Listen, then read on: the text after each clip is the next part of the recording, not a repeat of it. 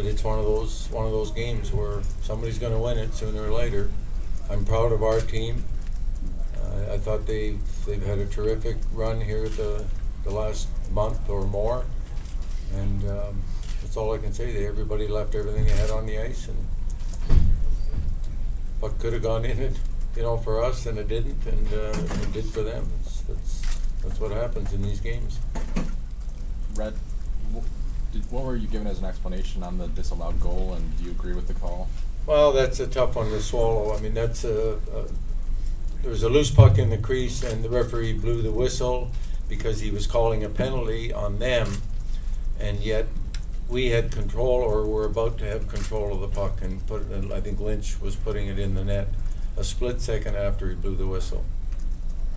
And you can't win on those calls. I mean, even if he didn't blow the whistle, he could have said he meant to blow the whistle. I mean, we've seen that happen.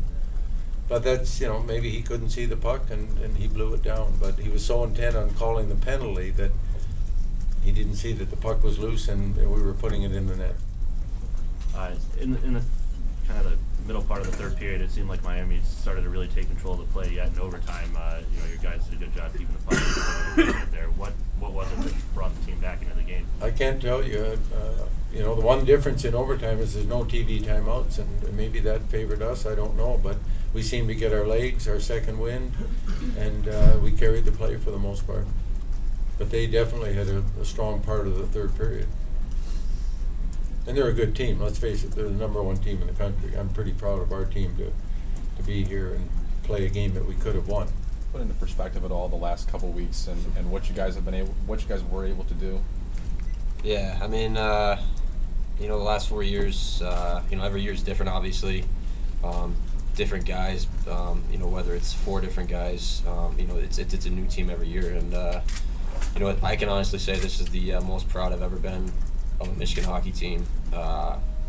It's tough, with 2 injuries and the way, Hunwick stepped in and played the way he did, and the defense to play the way they did, and timely goal scoring.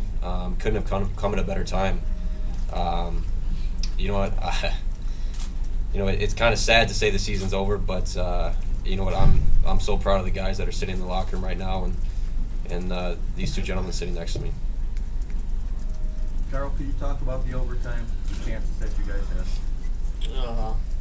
Like you said, I think we did, a good job in overtime to get the puck deep and create chances. They had a lot of turnovers because we forced them to it.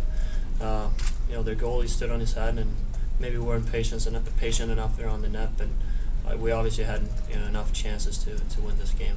You talked about that first overtime. Obviously, you guys outshot them 20-6. It really seemed like you guys were dominating. You almost had a goal without with the refs whistle.